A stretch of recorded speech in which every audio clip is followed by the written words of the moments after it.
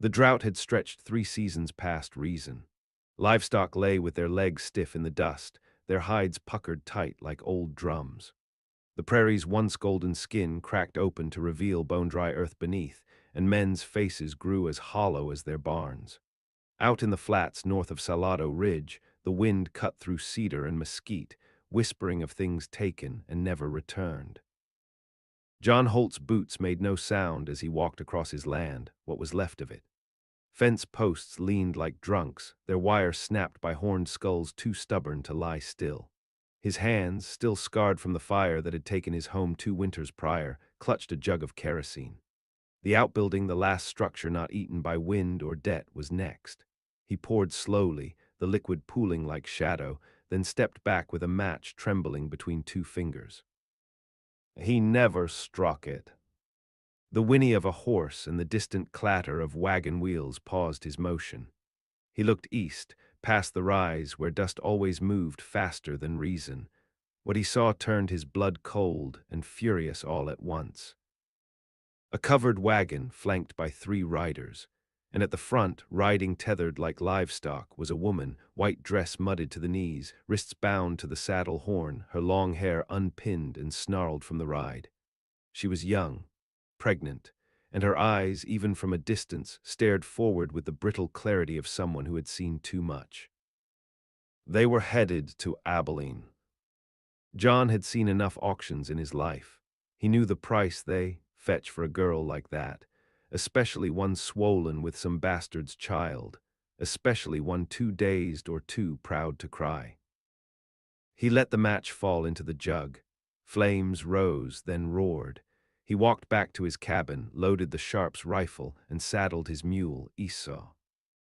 By the time dusk folded across the land, John was riding hard along the trade road, the same path where he'd buried his wife's bones 2 years before. The town was setting up when he arrived, crates stacked by the jailhouse, torch barrels lining the auction yard. Men drank behind the livery and eyed the cage cart in the square, and there she was, seated on a bench with her ankles shackled and a black bruise blooming along her collarbone. They'd cleaned her up to make her more appealing, combed her hair, cinched her dress just tight enough to show the shape of her suffering. John dismounted, tied Esau outside the post office. He approached the platform, rifle slung but loaded. "Name?" asked the clerk. "John Holt." "Buying or bidding?" "Buying." "Gotta wait till she's on the block, mister. No private sales." "I'm not asking for one." Behind the clerk, the sheriff glanced up. His lip curled when he recognized John. "You can't afford a goat, Holt. What are you doing here?" "Settling a debt," John said. They laughed, but the girl didn't. She looked at him like she knew something already about the way ghosts moved or how the desperate carried themselves. Her hands rested over her stomach like she was guarding what little was hers. The auctioneer stepped forward. "Lot 17, he called, tapping the brand iron against the wood. "Pregnant, healthy, likely third term, no known diseases, formerly the property of Lyle Kavanaugh." "Formerly?" someone asked. "Dead," the sheriff grunted. "Slit throat in the canyons," said another. A few chuckled. John didn't. The bidding started low. A few leers, a few hoots. But no one wanted to pay full for something they couldn't break in. She didn't cry, not once. When they tried to pull her forward, she flinched but didn't fight. John raised his hand. They turned. 50, he said. 50 what? The auctioneer smirked. 50 acres. A silence fell. The clerk blinked. You have 50 acres. I've got the deed. You offering land for a bred-out whore, a man called. John stepped onto the platform. I'm offering what I've got for her. You take it, or I take her now. The sheriff stepped forward. That ain't how this works. John leveled the Sharps. It is today. In the silence, a baby cried somewhere. Then the wind kicked up dust across the square. The sheriff held his hands up, backing off. "She yours," someone muttered. John looked at the girl. "No," he said. She met his eyes. "Not yet." No one moved, no one dared. John unshackled her himself, lifted her down, and helped her to the mule. She didn't ask questions, she didn't thank him. She just held her stomach, mounted slow, and didn't look back as they rode out of Abilene like death itself was behind them. Back at the ridge, she didn't speak for days. Her name came out between coughs, Ruth. She didn't know who fathered the child, and she didn't want to. Lyle had taken her after her family starved out near Carson's Fork.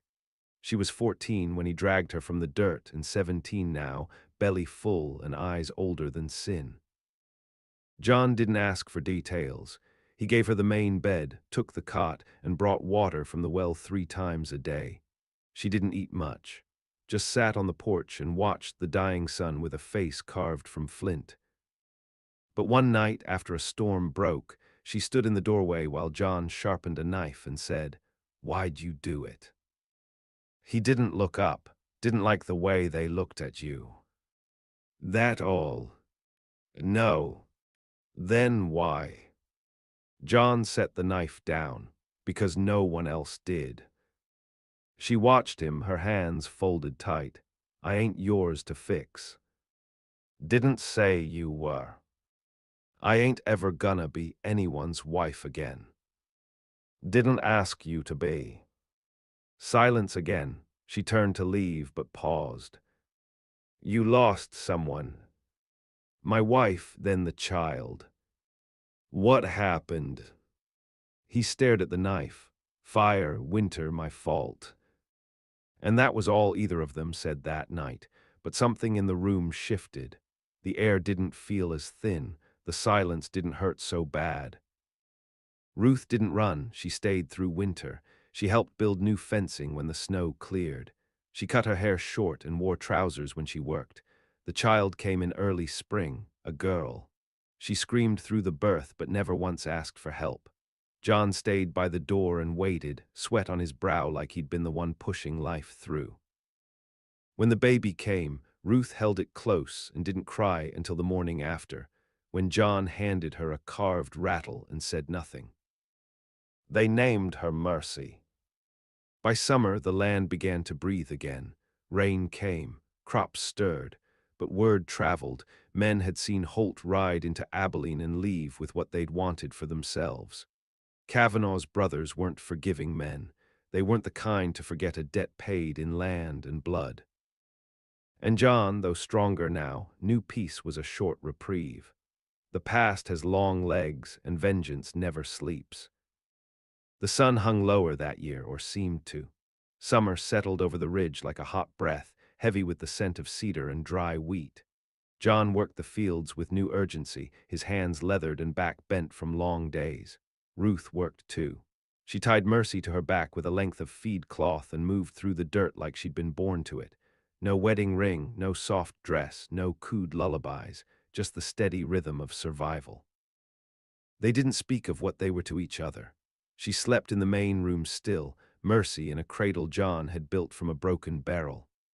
At night, the child would cry, and Ruth would nurse her by the window, staring out toward the hills where coyotes howled and men hid in brush, waiting for the right night to come calling. In town, rumors churned. That Holt had taken a girl for free, that she'd bewitched him, that he'd burned his own farm just to come back meaner. Ruth became the whisper behind every jealous man's drink and the excuse some boys gave their wives for staying out too long. John heard it from the blacksmith, heard it from the preacher who came up once a month with sour wine and unwelcome prayers. "You bring sin into the world, Holt," he'd said, eyeing Mercy like she was the devil's own mistake. John didn't answer. He didn't go to the post office anymore. He stopped trading in town unless desperate. The lines on his face deepened. Then came the rider. Late August, dusk, a single horseman on a red mare with hooves like thunder. Ruth saw him first. She was drawing water, Mercy asleep in a basket near the cottonwood. She dropped the pail and went still. Her eyes narrowed. "Who's that?" she asked when John stepped out with the axe. He didn't answer. The rider wore a vest of oilskin and a hat tipped low. His boots were polished, but the rifle strapped across his saddle wasn't for show. He dismounted slowly, hand on the stock. "You John Holt," he called. John didn't nod. "Name's Elias Kavanaugh," the rider said. "I believe you knew my brother." Ruth stepped in front of the child's basket, shoulders tight. "I didn't know him," John said, "but I buried him." "Funny thing," Elias said, stepping closer. "He didn't leave a will, but he had property, a wagon, some coin, and a girl." Ruth's hands curled into fists. "She's not property," John said. Elias smiled, slow and cruel. "No, but I reckon she's got something that belongs to us. That bastard baby she's got, that's Kavanaugh blood, makes her ours." John's voice didn't rise. "You want to leave now?" Elias tilted his head. "That a threat, old man?" "No, it's a kindness." A pause, then Elias spat and turned. "This ain't over, we'll be back." He mounted and rode out, dust rising behind him like a trail of poison. That night John loaded the rifle and kept it beside the door. Ruth didn't ask questions. She checked the shutters. She salted the steps. The next day they found the fence cut, 2 goats missing. The day after, their well had been poisoned with a rotting cat. Mercy coughed all through the night from smoke someone had tried to blow down the chimney. No flames, but enough to choke a child. John knew the tactics: slow war, bleed a man until he's too weak to fight. The law was too far and too bought to bother with. The Kavanaugh boys had reach and worse, patience. Ruth wasn't scared, she was angry. She stopped wearing dresses even in the heat. She tied her hair back like a soldier and started sleeping with a knife under the cradle. Mercy took to silence like the land around her. No cries, just wide eyes that tracked movement like a hawk. John saw something in Ruth begin to harden. "I won't lose another one," she said one night, voice low. "You won't," he said. "I buried 2 already. The second one didn't even breathe right, just blue and still. I put him in the river." John didn't ask about the first. Ruth looked at him. "You sure you want this? Me and her and whatever else comes hunting." He didn't hesitate. "I want the truth, that's all." She looked away then, tears she didn't let fall trembling in her voice. "You already got it." For 2 weeks they waited. Nothing came, no rider, no fire. No sound but the wind and Mercy's shallow sleep. Then on a night when the stars flickered behind thick clouds, Ruth woke with her heart pounding. The dogs, 2 mutts John had raised since pups, were silent. Too silent. She shook John. "Someone's here." He was up before the words left her mouth. Rifle, boots. They moved like one thing now, like 2 wolves tethered by the same hunger. Mercy stayed asleep. A figure crossed the field, low and fast. John fired once, missed. The figure vanished. Another came from the side, then another. "They're testing us," Ruth said, jaw clenched. "Let them." But the men didn't come all the way in, just circled, through rocks. One left a doll's head on the porch. Ruth picked it up and snapped it in 2, hands shaking.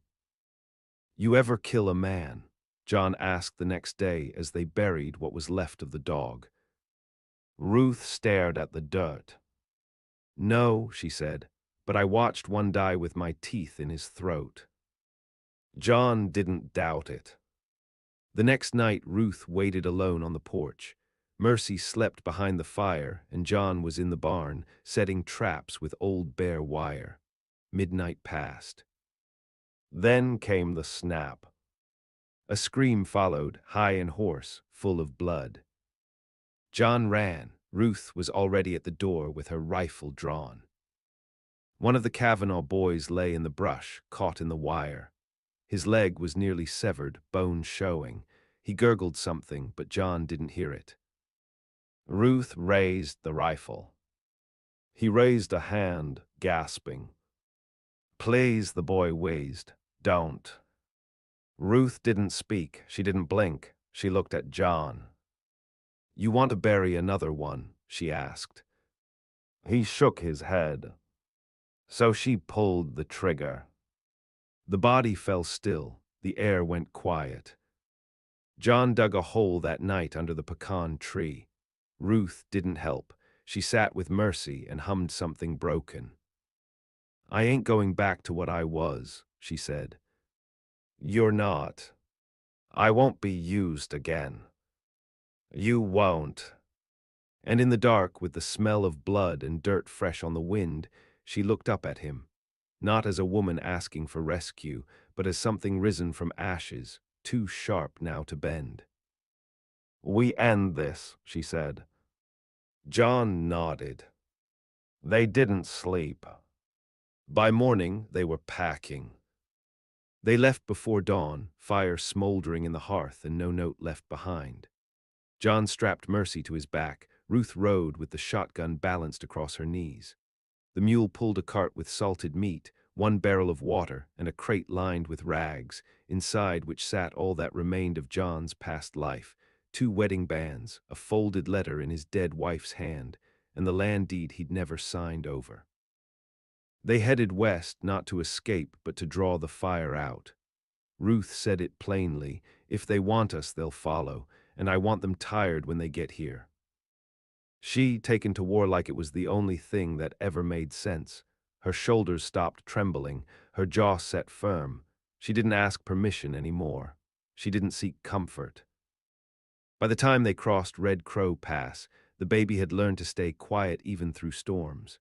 They stopped only to rest the mule or refill water from creeks where frogs sang and bones turned white under current. John made campfires only when the wind was strong enough to carry the smoke away.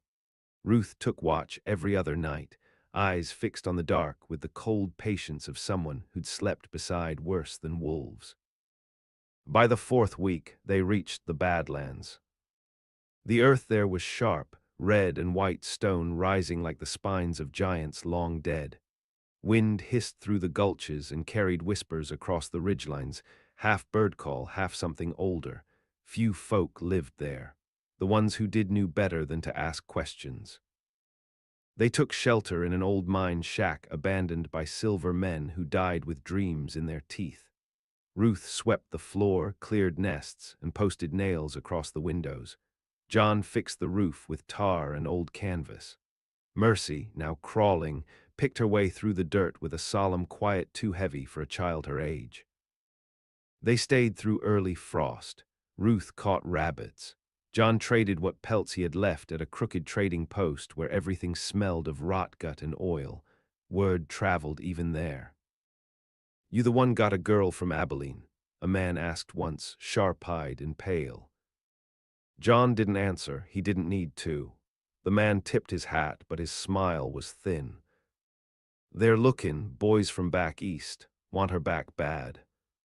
That night John rode hard across shale back to the shack. He didn't tell Ruth what he heard. He didn't have to. She was already packing the child's things. I heard a hawk cry 3 times, she said. Always means someone's about to bleed. They moved again, south this time into canyon country. The rock swallowed sound, echoed hoofbeats like a drum. Days passed, then a week. Still no riders, still no sign. But the air changed. Ruth noticed it in Mercy first. She's twitching in her sleep, she whispered. She never twitches. John checked the rifle, re-greased the sights. They kept riding. Then came the ambush. It happened on a bend near Devil's Fork, where the trail narrowed between 2 cliff walls. John was leading the mule, Mercy strapped tight. Ruth rode rear, watching the ridge. The shot came low, aimed at the animal. The mule screamed and buckled. 3 men appeared from the rock, faces wrapped in kerchiefs, rifles leveled. John Dove rolled, drew. One shot took a man in the chest. Ruth fired from the saddle, clipped the second through the eye. The third ran, she chased. John pulled Mercy free, dragged her behind a boulder. The child didn't cry, not even when blood splattered across her blanket. When Ruth returned, she was panting, blood on her hands. Dead, she said, wasn't Elias, but his colors. They stripped the dead, burned the bodies, took the bullets, left the boots. Ruth didn't speak until long after dark. You know what that means, don't you? John nodded, scouts. They're closing in. He didn't argue. He watched Mercy sleep and remembered the feel of ashes in his mouth, of bones breaking in fire. He'd buried one family already. He wouldn't bury another. The next day, they found a place to make a stand. It was an old mission, long abandoned, roof torn open by time and wind, but its walls were stone, thick and narrow-slit, the kind of place built to survive sieges. They spent a week preparing. John dug trenches, Ruth set traps, Mercy watched from a sling on her mother's back, her little fists always clenched. At night they practiced movements, positions, reloads. Ruth kept her knife close. I want him to see my eyes when he dies, she said once. You think it'll be him? He won't send boys to do what he wants most. She was right. The riders came at dawn. 6 men, one wore a red vest. The sun hit the badge pinned to it. Elias. They came slow, deliberate. Ruth stood atop the mission, rifle over one shoulder, hair braided like a rope. John knelt beside the doorway, pistol in each hand. Ruth, Elias called. We came for what's ours. She didn't answer. Give her up, Holt. She ain't worth this. She's worth everything, John said. Then the silence broke, a shot, a scream. Ruth had fired first. What followed was not a gunfight, it was execution. John took 2 in the legs before they reached the walls. Ruth shot one through the jaw as he tried to climb the side. Elias fired blindly, fury in his voice. You think this makes you a man, Holt. She's just a whore with a belly full of filth. That's when Ruth dropped from the wall. She didn't scream. She didn't hesitate. She walked through dust and bullet smoke with a knife in one hand and a rifle in the other. Elias saw her too late. The rifle jammed. She didn't need it. They met just inside the chapel arch, where the sun broke through the shattered roof like judgment. He tried to draw. She lunged. The knife sank into his throat. He staggered, gurgled, clutched at her wrist. She twisted. His knees hit the stone. Not yours, she said. Then she pulled it free. He died staring up at her like he'd seen God and been unimpressed. John watched from the shadows, blood on his shoulder, one pistol empty. Ruth didn't cry.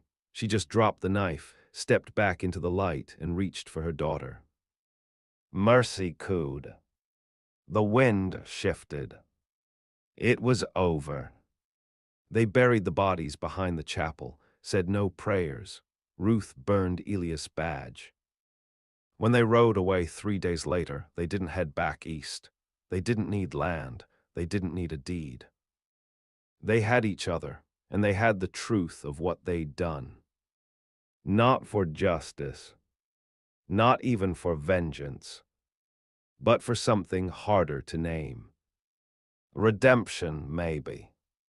They rode until the world turned green again. Past broken homesteads and sun-bleached markers, they crossed into the edge of Comanche land, where the rivers ran cold and pine trees clung to the mountains like survivors. The days were long and quiet. The baby grew heavier. Ruth rode with Mercy swaddled against her chest, eyes scanning every tree line. John kept the rifle across his lap, even when he slept. They didn't speak of what they'd done, didn't say Elias' name or recall the burning chapel behind them. But the silence changed. It wasn't fear anymore. It was weight, a shared thing, thick and real like muscle built over bone. A week into the hills, they came across a woman on the trail. She stood alone beside a broken wagon, its axle cracked, her hands bloodied from trying to lift it. Two children sat behind her, thin, blank-eyed, with sores around their mouths. She raised a knife as they approached, but her hand shook too hard to grip it right. "I ain't begging," she rasped. John raised his hands. "We're not talking, just passing." Ruth dismounted. "You from here?" she asked. The woman nodded. "Used to be, lost my husband near Laramie. Thought we'd find work back this way.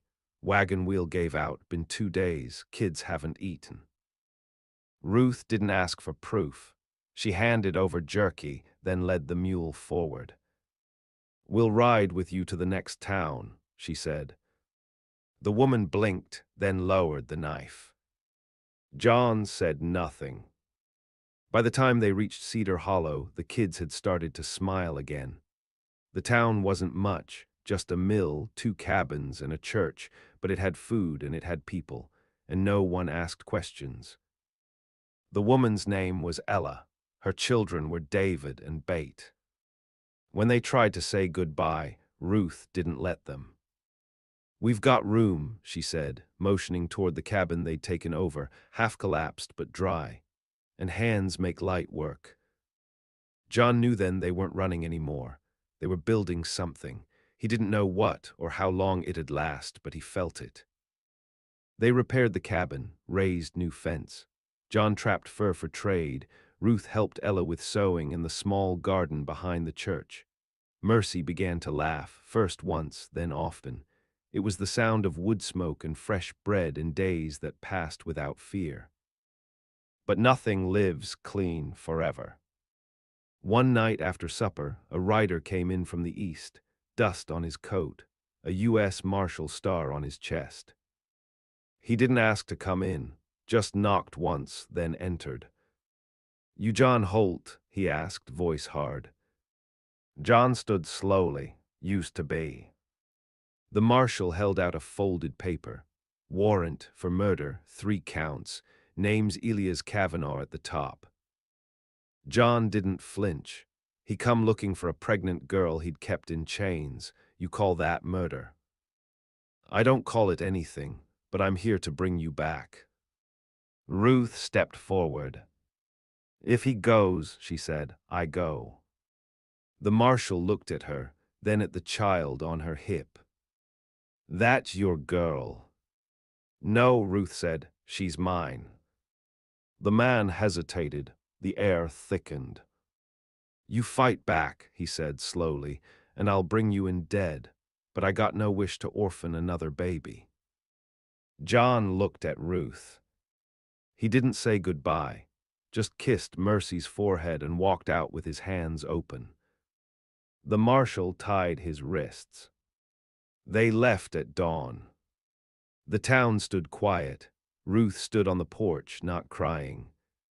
She didn't cry when he disappeared over the ridge. Didn't cry when winter came and the child called out for him. But she didn't sleep much. She waited. And when spring arrived, she packed her things. Told Ella to keep the house. Told Mercy they were going on a journey. She rode alone this time, through wind and snowmelt, through border towns where men eyed her like a curse. She followed rumor and whisper, found out where they held him. Not a prison. A labor camp outside Fort Elbridge. They kept him in chains, had him breaking stone from sunup to dusk. The kind of sentence they gave men they didn't expect to live through. When she arrived, she waited until the guard changed. She entered the supply shed, knifed one man in the gut, took his uniform. That night she walked straight into the camp. Found John in the quarry, bleeding from his hands, too tired to raise his head. He looked up. "Thought you'd leave," he said. She crouched beside him. "You should have known better." She unlocked his chains. He stood. Together they ran. They didn't stop until the sun came up, and the mountain cast its long shadow across the valley. Ruth turned to him, breathing hard. "This your redemption yet?" she asked. John looked at her, sun rising behind her back, light caught in the lines of her face, a child's blanket strapped across her shoulders. "No," he said, "but you are." She smiled once. Then they kept walking. Toward home.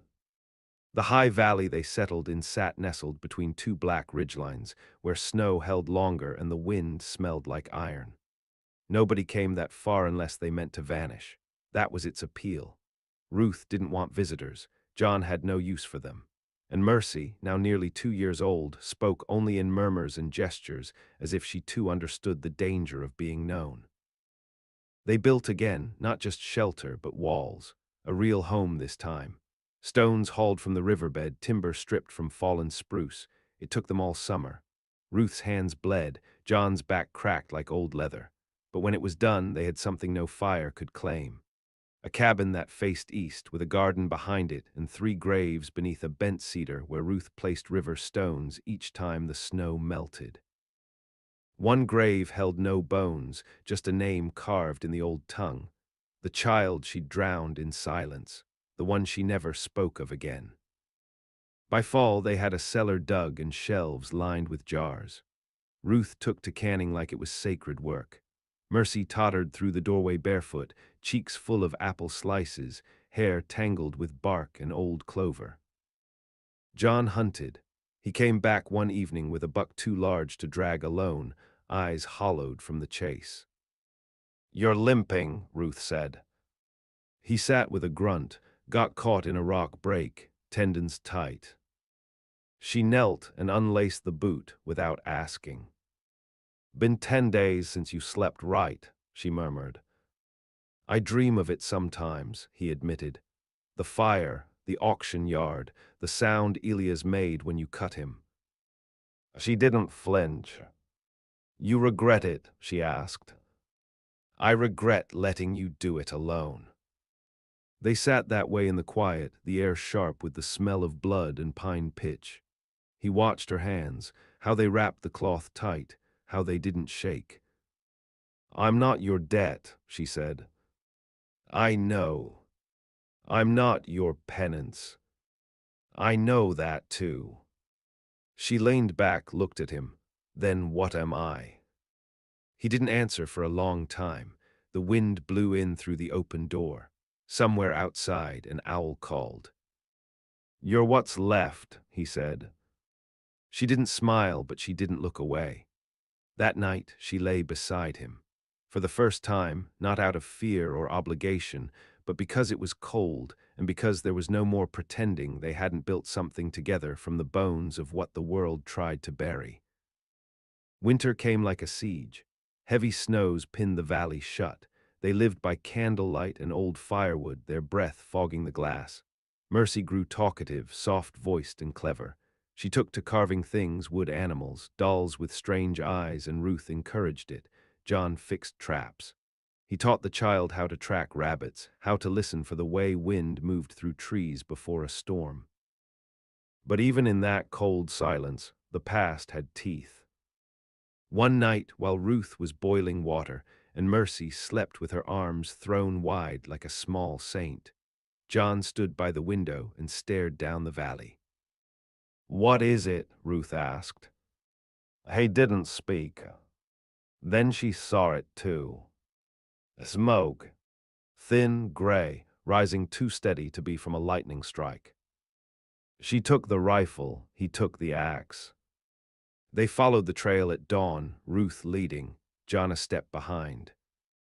It was a camp, small but recent, 3 men, all dead, frozen stiff around a fire that had long since gone out. Their necks bore marks of garrote wire. One had a map pinned to his chest with a dagger. Ruth pulled it free. Cedar Hollow, she read aloud. John's face darkened. They came looking. Somebody's still hunting. They didn't take anything from the bodies, left them for the crows. On the way back, Ruth was quiet. You think it's martial business? John asked. No, she said, this feels different. He looked at her. She clenched her jaw. This feels personal. And that scared her more than the law ever had. That night, she packed a rucksack with bullets and dried meat. You're not going alone, John said. You're not healed. I've been bleeding since the day they hung me for justice. I'll manage. She didn't argue. She let Mercy sleep in her arms one last time, then handed the child to John. If I don't come back in 3 days, you'll come back. She left before first light. John stayed by the door, rifle across his knees, Mercy on his lap. The child didn't cry, didn't even stir, just stared into the fire like she understood what the shadows meant. Ruth followed the ridge down through the shale and rockslide. She tracked the path of the men back past the river fork, past where snow turned to slush. Found a trail, small, tight, half-covered in leaves. A woman's trail. Small feet, light tread, but she moved fast. Ruth's heart turned cold. The tracker wasn't sent. She was drawn. When she reached the next pass, she found what she hadn't wanted to believe. A cairn freshly built, around it the tracks of a child. And beside it, etched into bark, a name she hadn't heard in years. Sarah. Her own. Not Mercy. Her real name. Buried by time and shame and silence. She stared at it until the sun rose. Then she knew. Whoever had killed the scouts, whoever had built that cairn, wasn't just hunting John. They were digging through Ruth's past, turning over graves she'd left unmarked. Someone from before Kavanaugh, from her family. Someone who'd seen her fall and wasn't done watching. She turned back fast, sprinted through brush and branch until her lungs burned. 3 days had passed. When she reached the cabin, the door was open. Blood in the snow. The fire was out. John was gone. Mercy was not. She sat in the corner, blanket around her, staring at the wall. And etched into that wall, above her head, were 5 words scorched deep into the wood. You took what was mine. Ruth fell to her knees. Not with grief, but with fury so thick it made her vision red. The past wasn't done, and neither was she. Ruth didn't bury the blood. She left it smeared across the cabin floor, froze it into the doorway where John had been taken. There were no tracks. Whoever had come knew how to cover a trail, how to move with the earth, not against it.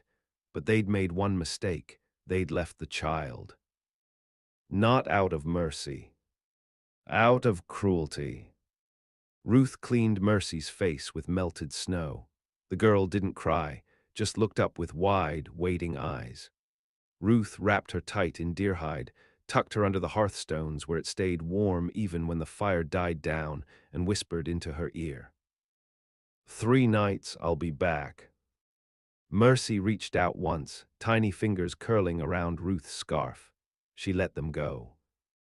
Then she left the way the storm would come, fast, cold, without sound. The mountain gave her nothing, no sign of John, no broken branches, no scent of sweat or horses, but she followed the wind, listened for the shift in silence. She remembered how Kavanaugh used to move through thickets when hunting her, how he'd breathe shallow and walk in the shadow of elk tracks. Whoever took John was older than that, slower, but smarter. She found the first sign near Devil's Knuckle, a strip of cloth, once part of John's shirt, tied to a thorn bush like an old flag. blood dried in black threads. Next to it, carved into stone, was a symbol. A weeping eye. She knew it. Old sect. Old hate. Back before Lyle Kavanaugh, before the wagon rides, before Mercy, Ruth had lived in a hollow near Carson's Fork with her mother and 3 brothers. They worshipped nothing but silence and strength, called themselves the remnant, believed women were vessels, not voices. When she bled for the first time, they locked her in the smokehouse for 7 days. Her mother slid food under the door with her face turned away. Ruth had run at 13, into snow, into men, into hunger. Someone from there had survived, and they wanted her reckoning. She tracked north, not toward any town, but toward the old burial site where the remnant used to send their sinners, deep pit in the hills. She remembered it from dreams. She remembered the smell. It took a day and a half. She found them at dusk. 3 men, 1 woman, all wrapped in wool and ash, faces masked by soot and crow feathers. One of them dragged John by the arm. His face was bruised, his eyes swollen, but he stood. He saw her, didn't speak. She raised her rifle. A voice from the dark, "You come home at last." She knew it before he stepped out, the eldest brother, Eli, the one who broke her fingers when she spoke during supper, the one who said she'd burn if she ever laid with a man who didn't hold scripture in his teeth. "Let him go," Ruth said. Eli smiled. "We've already taken his voice. What more do you fear?" "I fear nothing," she said. "I walked through fire and came out holding a child." He moved closer. "You were a vessel, now you're a curse. You took our bloodline, you made it impure. She's not yours. She was meant for the altar." Ruth didn't answer. She stepped forward. He raised a hand. The others drew knives. "Last chance, sister," he said. "Lay down, come home, let the old ways cleanse you." She dropped her rifle. Not in surrender. To draw her knife faster. The first man lunged. She sidestepped, drove the blade into his throat, turned, parried the woman's slash, head-butted her back. The second man rushed her. She took a cut across her ribs but gutted him before he could pull back. 3 down. Eli lunged, faster than she remembered. His fist cracked across her jaw, sent her stumbling. He pulled a curved blade from his belt. "Still just a girl," he hissed. She spat blood, then bleed like I did. They fought in the dirt, siblings, not by love but by ruin. She caught his arm, wrenched it back, stabbed once into his belly, again into his chest. He wheezed, grabbed her hair, pulled her clothes. "Burn," he whispered. She drove the knife through his throat. He fell backward, eyes wide, fingers twitching, then still. She didn't look away. Didn't close his eyes. She turned to John. He staggered, she caught him, held him. "You okay?" He coughed, "Never been." She smiled, bloody and raw. They limped back together, 3 nights gone, just like she'd said. Mercy was waiting. She opened her arms. They stayed in that valley 2 more years. Built the home taller, stronger. Mercy learned to read, then to shoot. Ruth taught her how to run without sound, how to hold her breath for a minute, how to slip a blade between ribs, not because she had to, because someday she might. John carved a new sign for their door. No names, just a single word. Still, as in still here, still breathing, still rising. They didn't speak of revenge anymore. Because what they'd built wasn't revenge. It was something harder. It was the kind of peace earned only by those who had crawled through hell without dying. The kind that made you want to live again. the kind that made mercy smile.